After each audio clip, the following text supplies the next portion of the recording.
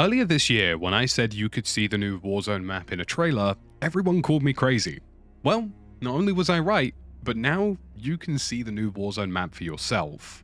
Not only can you fly around the entirety of the brand new Warzone map Avalon, which will eventually release as part of Black Ops 6, I honestly think I can say this looks like it might be one of the best Warzone maps of all time.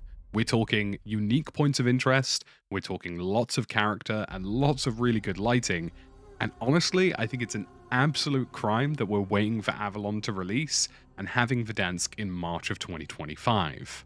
To rewind a little bit, many months ago when Black Ops 6 was first revealed, there was a short clip segment which showed a missile flying over a river, and it seemed that the area around it was far too detailed. Now, flash forward to now, we can actually confirm and see for ourselves by loading into any multiplayer map that takes place on Avalon, like Skyline or Lowtown, that the entirety of the map for Avalon is indeed there. You can do this yourself on your own console or PC by going into theater mode for Black Ops 6 and literally just flying around the map, and you can see everything that was going to come to the brand new version of Black Ops 6's Warzone, with all of the new Omni movement and all of the new systems. Avalon looks incredible. We're talking an F1 racing track, we're talking football stadiums, we're talking golf courses, we're talking bridges. This map looks like it genuinely took all of the feedback from all of the previous Warzone maps that we've had, Al Mazrah, Urzikstan, Verdansk, and basically mashed it into one. This is going away from dense urban environments that we're seeing in Urzikstan and moving towards unique points of interest that people found cool and interesting, like in the original Verdansk map. Honestly, after flying around the map, looking at the colors, looking at some of the points of interest and some of the cover that they've designed around them, and just the general landscape and what they've hoped to achieve, Avalon looks like it's going to be so much fun, and I'm so disappointed that we aren't getting our hands on it sooner. If you fly around this map yourself, and you're more than welcome to do so whilst watching this video or checking it out at a later date, by the way, make sure to drop a like on this video and subscribe if you want to see more, you will just see the sheer amount of thought and attention to detail that's gone into everything. All of the POIs look very unique and have their own unique standpoints. Everything looks like in terms of cover and moving from point A to point B that things have been thought about. And I have no doubt in my mind that this probably is going to be the best Warzone map we've had when it finally releases.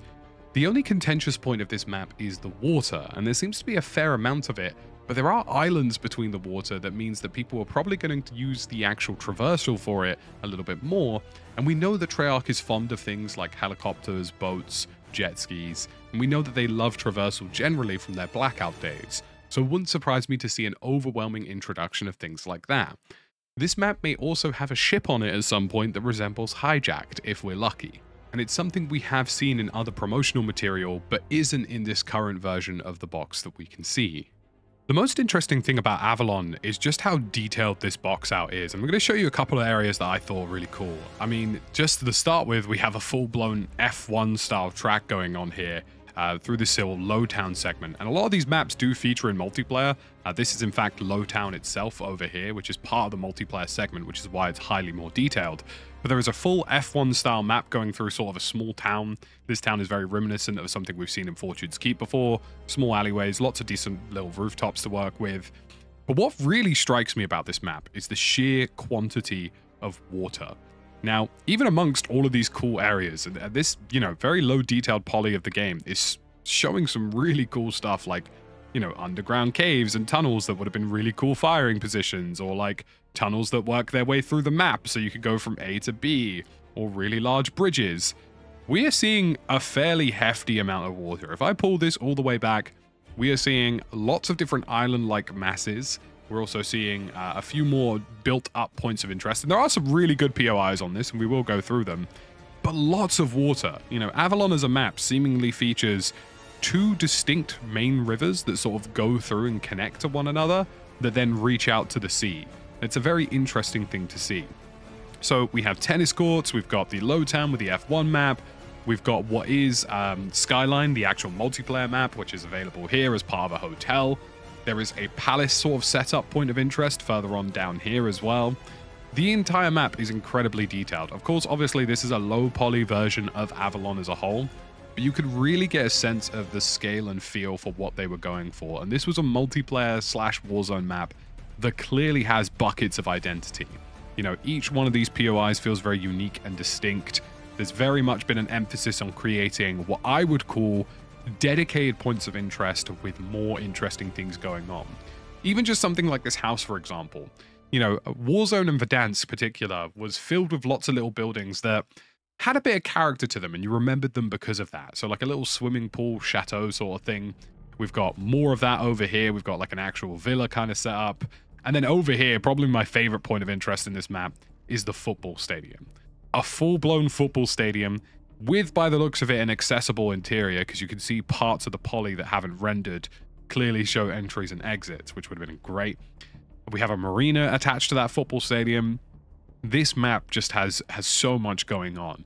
Lots of little docklands, lots of little individual buildings, lots of coastal and beach-like fights, which probably would have taken place over some of these points of interest.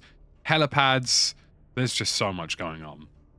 There's also a military-style base in this general vicinity, something, of course, that we've seen in lots of previous Warzone maps, and that connects as well over to this segment here. Again, similar kind of setup, and this is actually where the training arena takes place in the game, which is how we saw Avalon in the first place, and how we knew it was going to be part of Black Ops 6.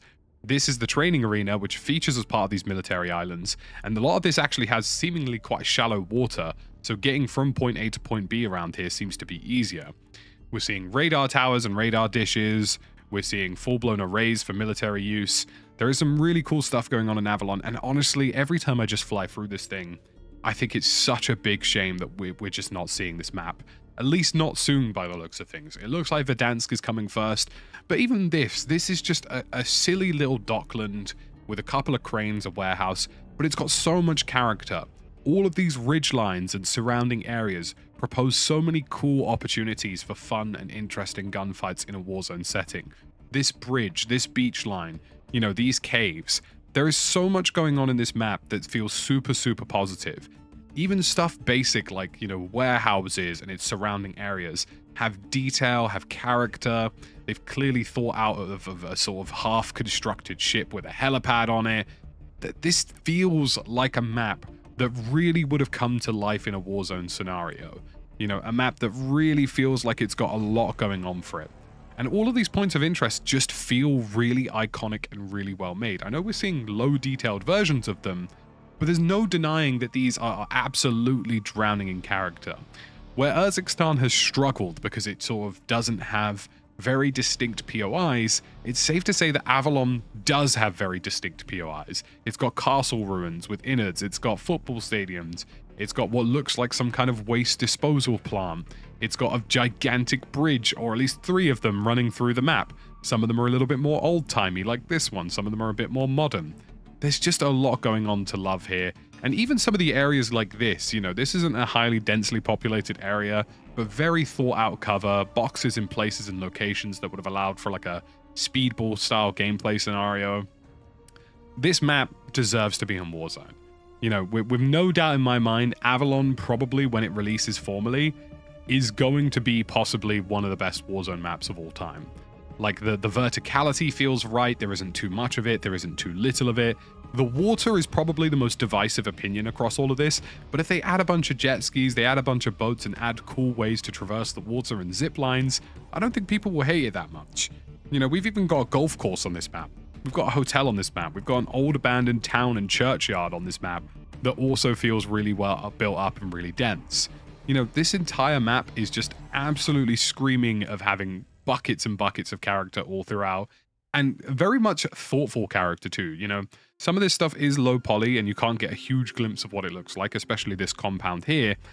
But in terms of the general design, the flow from point to point, the fact that you can go from this old abandoned town with a church tower to a highly built up dense skyline block, to a dockland, to something else, to a palace. This feels like they really thought about moving from point A to point B, offering some interesting rotations, not having too much cover and not having too little cover, but when you get to a POI, it's dense, it's unique, it's offering something a little bit different, and it feels like you could feel that all throughout the town. The most densely built up area in this game is probably this segment here between the low town area there and the upper town area here, which features a bunch of hotels and sort of skylines. And even then, it's not massively dense. And it's safe to say that, you know, from moving point A to point B, teams who kind of play position would have benefited a lot of this. People who enjoyed Verdansk for the unique POIs that it had really would have enjoyed this. And I really hope we see parts of this come to the game soon. There's some very methodical detail in some places as well. So this is like an intersection point for all of the waterways that you're seeing in the map here. And there are a bunch of cave systems and stuff that the map is clearly trying to use. So there will be kind of an emphasis on a bit of exploration and moving around the map and discovering things. But something like this feels great to me because it's got, you know, a train system running through it. There's an entryway and exit way, a tunnel system, multiple zip lines onto what is very obviously a strong power position roof that allows you to control 2 bridges and have a really good sightline over most of the map. Hell, 3 bridges even if you count this one over here. It just feels like this has been a combination of all the maps. They took Al Mazrah, they took Urzikstan, they took Verdansk, and they said, how can we take the best parts of all of these maps and bring them into something that feels cohesive, that kind of shows off what all of those maps are good at and kind of gives us something a little bit different. And we know Treyarch loves their traversal. We know that they love things like zip lines and stuff in the past, so it wouldn't be a huge surprise to see speedboats and things like that coming into the fray. But this just feels like they've got really unique POIs, really well thought out designs like, you know, zipline systems, cave systems, really good exploration. And I just feel as though this is the penultimate map for Warzone. What I'm seeing in terms of design across all of these POIs, what I'm seeing in terms of how could this be cool in a Warzone gunfight scenario, you know, how can I escape through the bridge, how can I escape through the low town, how can I use some of the verticality, it's just ticking all of those boxes. I'm really curious to hear you guys' thoughts and feelings about Avalon. Again, we have no formal release for this. We don't think it's releasing in November. We're pretty sure it's coming after Verdansk, and that seems to be the rumor. Are you disappointed that you're not getting this sooner? Do you not like the look of it? Let me know your thoughts and feelings in the comment section down below. And as always, drop a like, drop a subscribe, and I'll see you in the next one.